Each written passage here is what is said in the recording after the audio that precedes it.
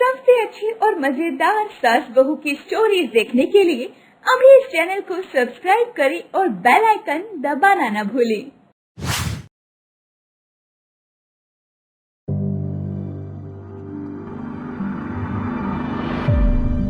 बिन हाथ के बहन का रक्षाबंधन।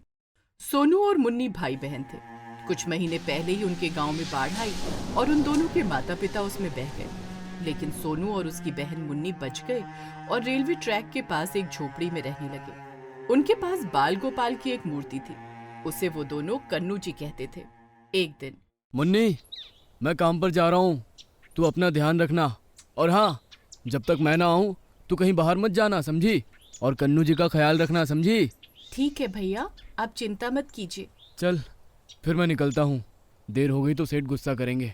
मुन्नी, अपना और कन्नू जी का ध्यान रखना, मैं जल्दी आ जाऊँगा। ठीक है भैया। सोनू काम के लिए निकला ही था कि मुन्नी की नजर खाने के डिब्बे पर पड़ी। अरे भैया तो अपना टिफिन ही भूल गए। अभी भैया ज्यादा दूर नहीं गए होंगे, मैं उन्हें ये टिफिन दे आती हूँ। मुन्नी टिफिन लेकर दौड़ती हुई अपने भैया को आवाज देती है, लेकिन सोनू पटरी के उस पार जा चुका था।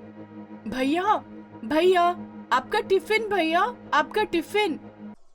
मुन्नी दौड़ती हुई पटरी को पार करने की कोशिश करती है कि तभी ट्रेन आ जाती है, जिसमें मुन्नी के दोनों हाथ कट जाते हैं। भैया, भैया, भैया! मुन्नी!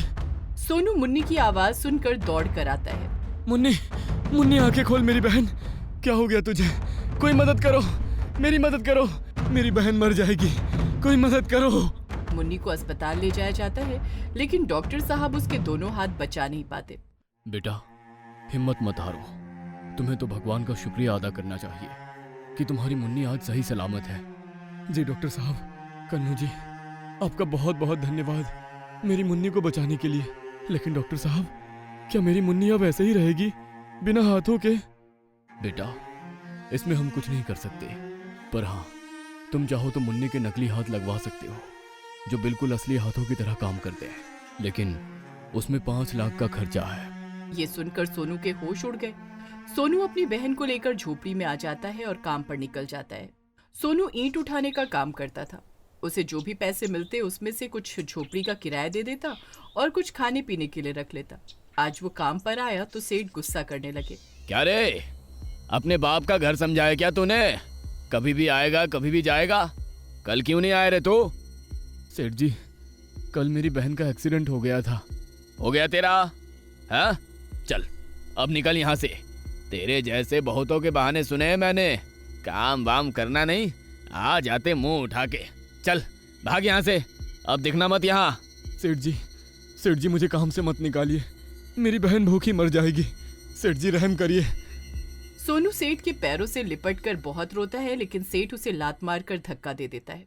सोनू अपनी झोपड़ी में वापस आ जाता है। कई दिनों तक दोनों भाई बहन सिर्फ पानी पीकर रहते हैं। खाने का एक निवाला भी उनकी किस्मत में नहीं होता। वो झोपड़ी भी किराए की थी। कुछ दिन बाद भाई बहन को उस झोपड़ी से भी निकाल दिया जाता है। बाहर बहुत तेज बारिश हो रही होती है। सोनू और मुन्नी तेज बारिश में ही अपने कन्नू जी को लेकर सड़क पर आ जाते हैं। मुन्नी, देख वो दीवार की आड़, चल हम वहीं जाकर खड़े हो जाते हैं, वरना पानी में भीग जाएंगे। भैया, अब हमारे पास ना तो घर है, ना ही खाने के लिए कुछ है, और आपको भी आपके सेठ ने काम से निकाल दिया। भैया, अब हमारा क्या होगा? मुन्नी, तू फिक्र मत कर, तेरा भाई है ना, और हमारे कन्नू जी भी तो हमारे साथ है। भैया, कन्नू जी हमारे साथ है, फिर भी हमें इतनी तकलीफ क्यों हो रही है? माँ कहती थी कन्नू जी तुम्हारे सिर पर कभी आँच तक नहीं आने देंगे। मुन्नी, माँ तो ये भी कहती थी भगवान समय समय पर हमारी परीक्षा लेते हैं। मुन्नी, मैं मानता हूँ आज हमारी हालत ठीक नहीं है, पर मैं बिल्कुल भी हारूंगा नहीं। हाँ भैया। मुन्नी, देख वो ट्रेन का खाली डिब्बा, चल। दोनों भाई बहन ट्रेन के डिब्बे के अंदर जाते हैं। उस डिब्बे में बहुत सारी जगह थी, लेकिन सालों से ऐसे ही खड़े रहने के कारण उसमें चारों तरफ घास उगाई थी। मुन्नी, तू यहाँ बैठ, मैं इसे अभी साफ कर देता हूँ। हाँ भैया, मुझे बहुत तेज भूख लगी है। सोनू काम के लिए बाहर निकल जाता है। भैया जब तक काम से वापस आएंगे तब तक मैं इस बोगी को और अच्छे से साफ कर लेती हूँ। मुन्नी घास को अपने पैरों से उखाड़ने लगती है कि तभी उसे एक सांप दिखता है। आ भैया, भैया, सांप, सांप! हट हट, भाग भाग!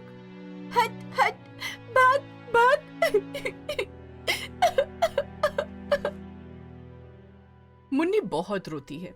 फिर धीरे धीरे से वो सांप बोगी से बाहर चला जाता है। मुन्नी वहीं रखे ईंट से पैरों के सहारे चूल्हा बनाती है। वहीं दूसरी ओर साहब, आपकी गाड़ी पोंछ दूं क्या? हाँ, पोंछ दे। गाड़ी पोंछते पोंछते सिग्नल हो जाता है और गाड़ी वाला चला जाता है। साहब, वो साहब, पैसे तो देते जाते साहब। क्या रे, कहाँ भागा जा रहा है तू? रुक जा, मरना है क्या तुझको? हाँ, बीच सड़क में दौड़े जा रहा है, चल जा यहाँ से। उन दोनों के जैसे तैसे दिन बीत रहे थे। कभी सोनू खाने का सामान लाता तो कभी खाली हाथ ही उसे आना पड़ता। मुन्नी को भी अब आदत हो गई थी पैरों से काम करने की। मुन्नी, ये ले चावल, आज यही मिले हैं। मुन्नी उस चावल को पका देती है। वो अब ज्यादातर काम या तो मुंह से करती या फिर अपने पैरों से। एक दिन की बात है, सोनू बाहर काम पर गया हुआ था। राखी ले लो, राखी ले लो, बढ़िया बढ़िया राखी। राखी वाले भैया, क्या रक्षाबंधन आ गया? हाँ, कल है। तुम बताओ, कितनी राखी लेनी है तुम्हें? भैया, मेरे पास तो पैसे नहीं है, आप मुझे एक राखी दोगे क्या? हाँ हाँ, क्यों नहीं, तेरे बाबा की जो दुकान है। राखी वाला ऐसा कहकर चला जाता है। मुन्नी बहुत रोती है। इतने में उसका भाई आ जाता है। मुन्नी, क्या हुआ मेरी बहन? भैया, कल रक्षाबंधन है।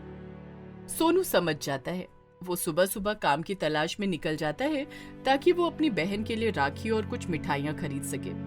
लेकिन सुबह से शाम हो जाती है और उसे कोई काम नहीं मिलता। सोनू घर आने लगता है, तभी एक गाड़ी वाला उसे अपने पास बुलाता है। मेरी गाड़ी साफ करोगे? 50 रुपए दूंगा। गाड़ी वाले की ऐसी बातें सुन सोनू खुशी से झूम जाता है। जी साहब, अभी किए देता हूँ। सोनू गाड़ी साफ करता है और उसे 50 रुपए मिल जाते हैं। वो खुशी खुशी 50 का नोट देखता हुआ बार बार कहता है, आज मैं अपनी बहन के लिए राखी और मिठाई लूंगा, वो कितनी खुश हो जाएगी।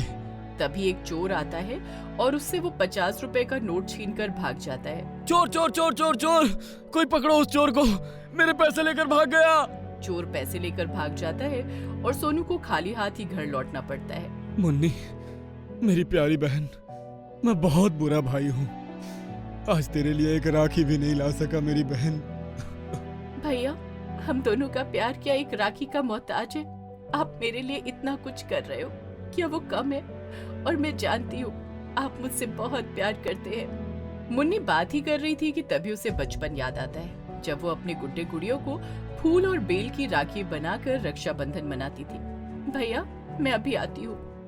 मुन्नी पेड़ों की बेल और फूलों से राखी बनाती है और अपने भैया को बांध देती है, जिसे देख सोनू की आंखों में आंसू आ जाते हैं। मेरी प्यारी बहन, आज मैं तुझे कोई अच्छा तोहफा या मिठाई तो नहीं दे सकता, लेकिन मैं तुझसे वादा करता हूँ, जिंदगी भर तेरी रक्षा करूंगा। इतने में कृष्ण भगवान प्रकट होते हैं और कहते हैं, तुम दोनों का असीम प्रेम देखकर मैं अति प्रसन्न हूँ।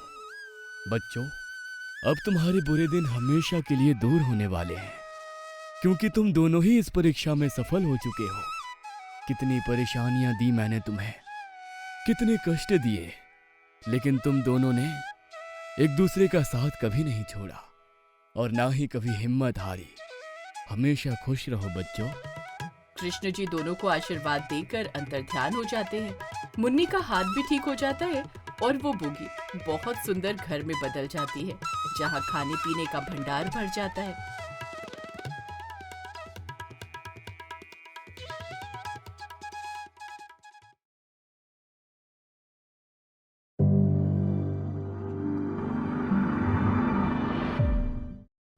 एक गांव में बिरजू सेठ के घर पर मीनू और उसकी बहू शीतल नौकरानी का काम किया करती थी।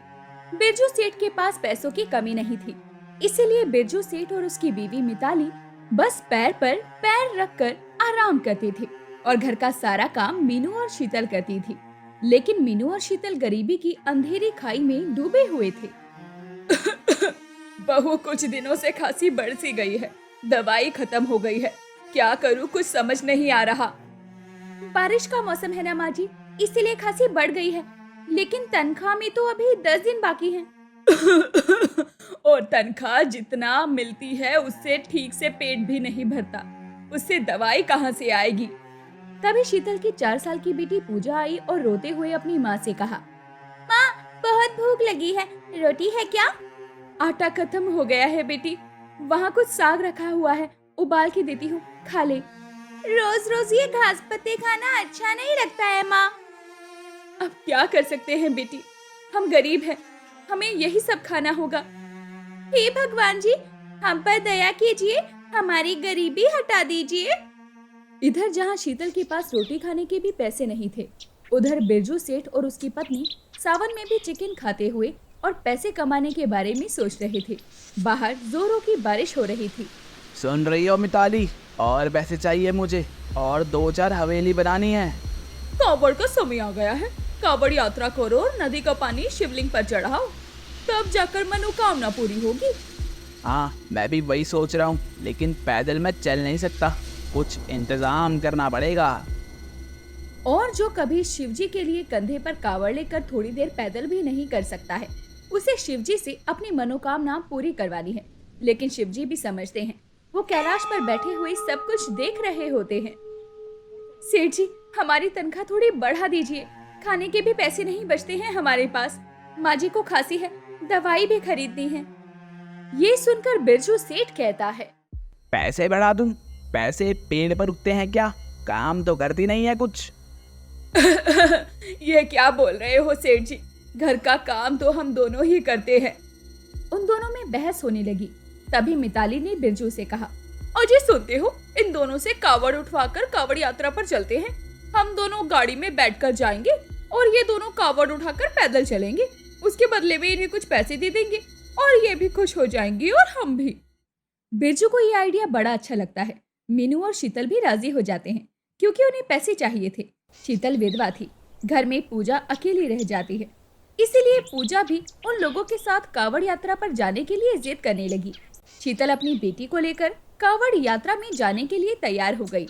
मीनू और शीतल अपने कंधे पर कावड़ ले रखे थे और पूजा भी अपने छोटे से कंधे पर छोटा सा कावड़ लेकर तैयार हो गई और बिरजू अपनी पत्नी के साथ गाड़ी में बैठा था। बिरजू ने हाथ में एक बड़ा सा डंडा ले लिया था। ये डंडा किस लिए लिया है तुमने? अरे मिताली, तुम समझ नहीं रही हो, ये सब कामचोर है। रास्ते पे बैठ बूट जाएंगे तो मार मार के हड्डी पसली एक कर दूंगा, और क्या। मीनू, मिताली और पूजा कावड़ लेकर पैदल चल रही थी और उनके पीछे पीछे गाड़ी में बिरजू और मिताली आराम फरमाते हुए आने लगे। कुछ देर बाद पूजा को प्यास लगी। माँ, बहुत प्यास लगी है, थोड़ा पानी दो ना। रुक जा बेटी, सेठ जी से बोलती हूँ पानी देने को। लेकिन बिरजू सेठ गुस्सा हो गया। थोड़ी देर चला नहीं जा रहा है तुम तीनों से, अभी पानी चाहिए, नहीं मिलेगा पानी। ये ले, आगे से पानी मांगेगी तो ऐसा ही होगा। चल जल्दी, आके शिवलिंग पर पानी चढ़ाना भी है, मनोकामना पूरी भी करनी है। बिरजू सेठ ने डंडे से पहला वार पूजा को ही किया। छोटी सी बच्ची रोने लगी। ऊपर से शिव जी सब कुछ देख रहे थे। उन्हें सब पता था कि कौन उनका असली भक्त है और कौन नकली। थोड़ी देर बाद जोरदार बारिश शुरू हो गई। मीनू खांसने लगी। सेठ जी, थोड़ी देर कहीं छांव देखकर रुक जाते हैं। बारिश में भीगने से मुझे बुखार आ जाता है, खांसी बढ़ जाती है। फिर से नौटंकी शुरू हो गई, तुम्हें भी डंडे की वार चाहिए, ये ले। बिरजू सेठ ने मीनू को बहुत मारा। वो तीनों बारिश में भीगते हुए कावड़ लेकर आगे बढ़ते गए। बिरजू और मिताली तो गाड़ी के अंदर आराम कर रहे थे। कुछ देर बाद शीतल का पैर एक पत्थर से टकरा गया और उसके पैर से खून निकलने लगा। आह, बहुत दर्द हो रहा है।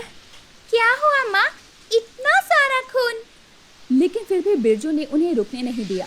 डंडा मार मार कर बिरजू बस उन तीनों को परेशान करने लगा। बस चंद पैसों के लिए वो तीनों अपनी जान दांव पर लगाकर कावड़ लेकर दौड़ने लगे। नदी से पानी लेकर दौड़ते हुए वो लौटने लगे।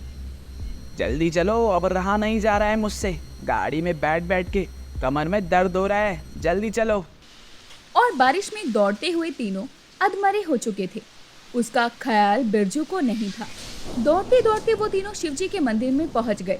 पूजा बेहोश होकर गिर गई। बिरजू सेठ और मिताली गाड़ी से उतरकर उन तीनों से कावड़ छीन चुके थे और शिवलिंग पर पानी चढ़ाने लगे। हे शिवजी, हमें और पैसे दो। हाँ, पैसों से सोना खरीदेंगे। हाँ हाँ, बहुत सारा सोना। मुझे भी चाहिए सोना। और बाहर मीनू, शीतल और पूजा पानी के लिए तरस गए थे। पूजा को होश नहीं आ रहा था। शीतल अपना मुंह खोलकर बारिश का पानी पीने की कोशिश कर रही थी, तभी आसमान से बिजली गरज उठी और बिरजू के वस्त्र उसके शरीर से गायब हो गए। अरे ये क्या हुआ? मिताली के गहने गायब हो गए। अरे ये क्या, मैंने तो सोना मांगा था, सोना गायब क्यों हो गया? तभी वहाँ शिवजी प्रकट हुए। मूर्ख, तुम लोगों ने क्या सोचा था कि सिर्फ पानी चढ़ाने से मैं खुश हो जाऊंगा? इंसान के अंदर भक्ति भी तो होनी चाहिए। असली काम तो मीनू, शीतल और वो छोटी सी बच्ची पूजा ने किया है। बारिश और बाकी बहुत सारी कठिनाई को पार करके मेरे लिए पानी ले आई हैं। मैं आशीर्वाद करता हूँ, आज से उन तीनों को किसी भी चीज की कमी नहीं होगी और तुम दोनों का सब कुछ बर्बाद हो जाएगा। तथास्तु। ये बोलकर शिवजी अदृश्य हो गए। मीनू, शीतल और पूजा बहुत अमीर हो गई। बिरजू और मिताली का सब कुछ बर्बाद हो गया। घर छूट गया, पैसे गायब हो गए और वो दोनों भिखारी बन गए। और तरस खाकर शीतल ने उन दोनों को अपने ही घर में नौकर बना लिया और वो तीनों शिवजी की कृपा से खुशी खुशी रहने लगे। तो दोस्तों, वक्त बदलने में देर नहीं लगती, बस भक्ति होनी चाहिए। हर हर महादेव।